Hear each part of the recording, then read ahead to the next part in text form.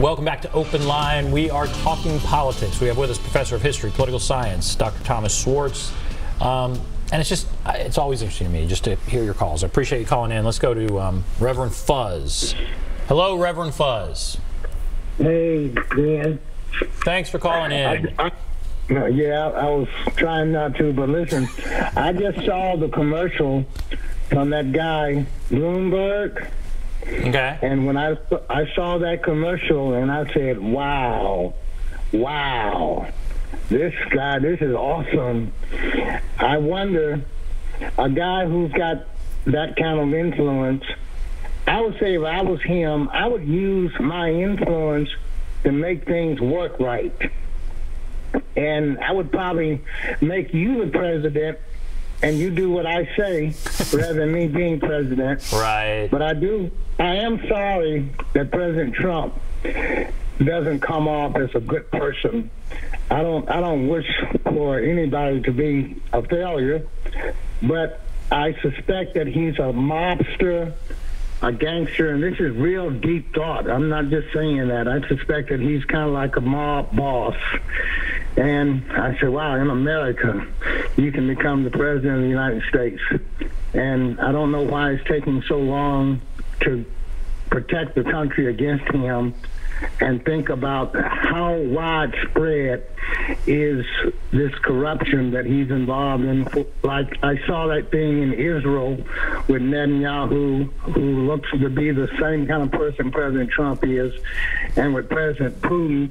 And I watched really carefully the news reports about Ukraine and the different things and who's involved, and I had to conclude, wow. And Joe Biden, I decided, I said, well, Trump is attacking this guy so much like this.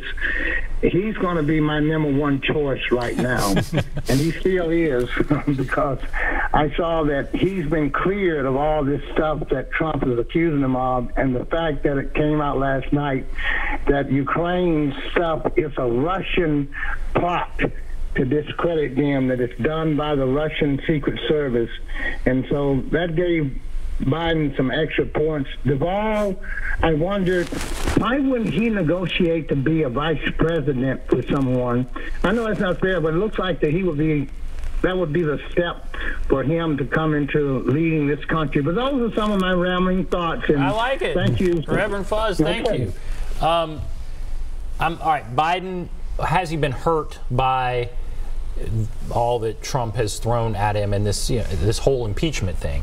What impact has it had on Biden? Do you think it hurts him? Doesn't seem to have had any real impact on him. And in fact, what the caller was saying to some Democrats, I mean, the fact that Biden is being attacked by Trump so much does redound to his credit. That it does show that Trump is really scared of him.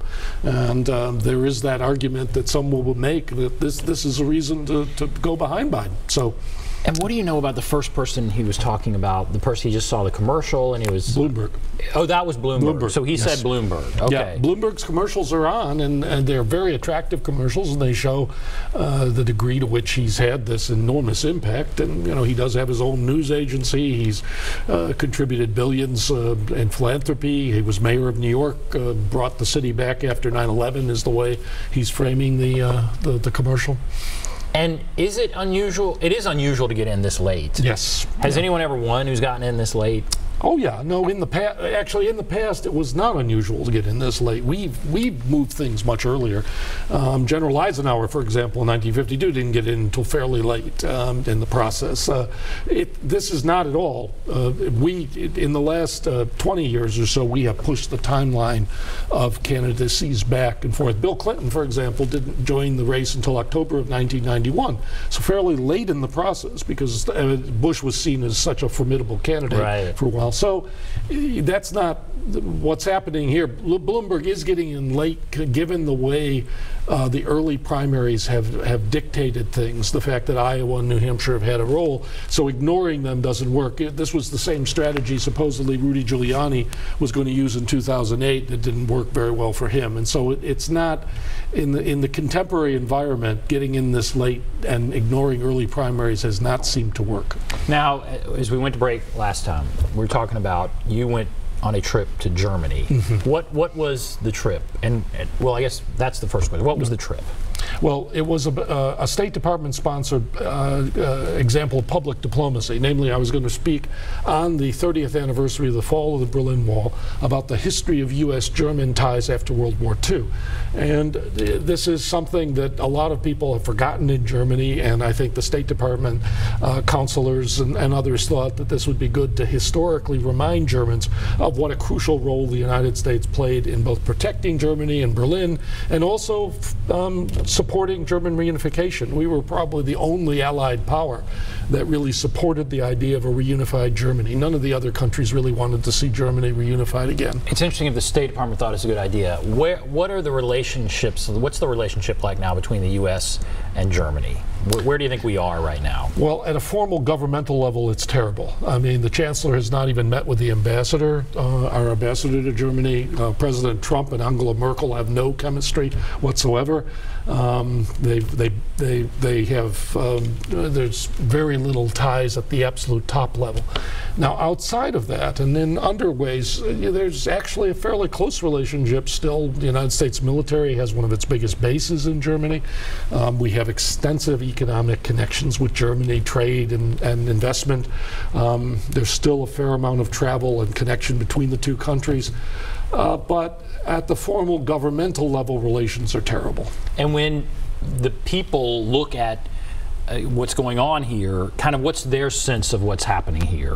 When you talk to people and they watch the news or whatever, just the German people in general. The German people in general think Trump is awful. They really do sort of associate him with some of the worst leaders of their history. They associate him, they see his style, bombastic, government through Twitter. They have a very low regard for his intelligence as they see it, and the way in which he operates and behaves. He is exactly opposite what their political class is like and what their political culture is like. He's also, of course, insisted that they pay more for defense, which is something that a lot of American presidents have done. He does seem to have convinced them to slightly increase, although he's had more success with other countries.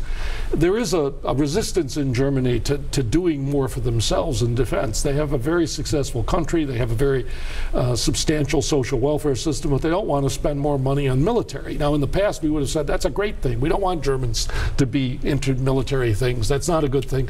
But nowadays, we've got to feel, I think, quite strongly that Germany should do more to defend itself and to defend Europe and be more actively involved in places like the Middle East that affect them. But this is something that is a problem also within Germany, of a debate, very intense debate over what Germany's role should be in contemporary Europe. And fairly quickly, you said you talk to people and they feel like there's going to be a civil war over here. Yeah. And that's based on, I guess, the Twitter and the news reports and all that. But they see things as pretty crazy over here. They do, and I think that's partly because our media tends to spectacularize or sensationalize issues, and you get this sense that everything is spinning out of control. They tend to focus on that. And, you know, when I explain, no, this is in Nashville, this is not a topic of great discussion, and in much of the country, this is not the be-all, end-all, they're a little surprised, because I think their focus is usually on the East Coast and Washington. Fascinating. Take a break. Be back right after this.